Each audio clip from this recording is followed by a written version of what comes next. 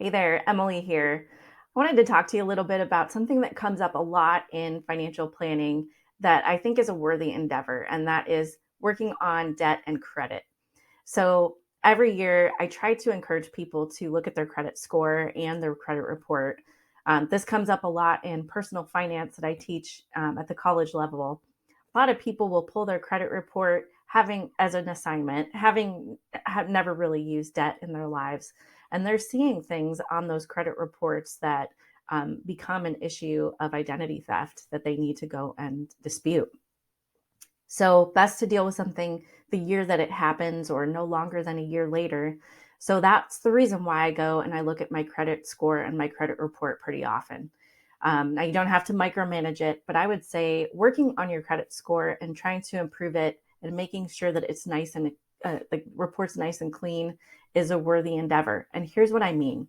I'll show you the software that we use for financial planning, and it illustrates this. So I went and checked mortgage interest rates today in Oregon. It just happens to be where I am. And for a $400,000 home loan amount with a 10% down payment, so it's around $450,000 home for a family that's young and is maybe has some small kids and some education expenses and daycare expenses going on at a pretty modest income. I'm looking at credit scores here and how they change the 30-year fixed percentage APRs for those mortgages. So between 640 and 659, Google is showing a 30-year fix at 8.171. Now, I'm not a mortgage broker. These aren't official numbers, but just for math's sake, I'm going to show you the difference. And so 8.171%, these are inflated in 2023 terms. This was really different a year ago. But if I look at what's considered, a good credit score of 700, that changes to 6.885%.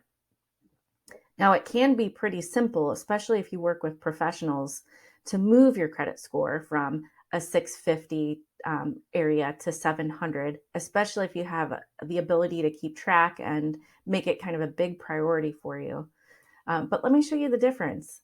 So we use the software program online with my financial planning clients, and we make decisions based on what's going on. This is a fictitious client, Karen and Janice Brown. They're a couple. They're making under 70,000 each per year, and they're saving. They're young in their investing lives. Their personal finances are just getting started. They're interested in 2024 to buy a home, help with college expenses for their kids, deal with childcare, and my God, go on a family vacation once in a while after college. So this is how it maps out. What you see here are the years of their lives. These little symbols represent when they'd like to retire. And this red line indicates the expenses that they'll have in their lifetime. So, our goal is to kind of color in everything below this line. So make sure that everything is paid for. And certainly there are give and takes. So you may be able to afford whatever you want, but not everything. So what we're showing here is a little area that's not really paid for. And that is if they go ahead and buy the home with a 650 credit score.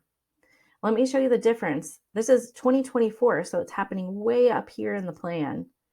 So if they do all of these things, you can see what happens when you do financial planning to your entire lifetime. And what's cool is that in real time, we can see what different scenarios will yield and help make decisions. So I'm going to turn off that 650 credit score and turn on 700. And look at this. 50 points is the difference between being able to afford everything versus having to give up something else here. So I think that it's a worthy endeavor when you're young to figure out how to work on your credit score. And it may be, and I can tell you if I do financial planning with you, it may be more important than investing, or it may be equally important as investing, or it may be more important to be investing. I'm not sure. It really depends on where you're starting, what your wish list looks like, and where you're going. So if you have any questions about financial planning and you're interested in that, or how to work on your credit score, let me know. I'm here to your success, and I will see you next time.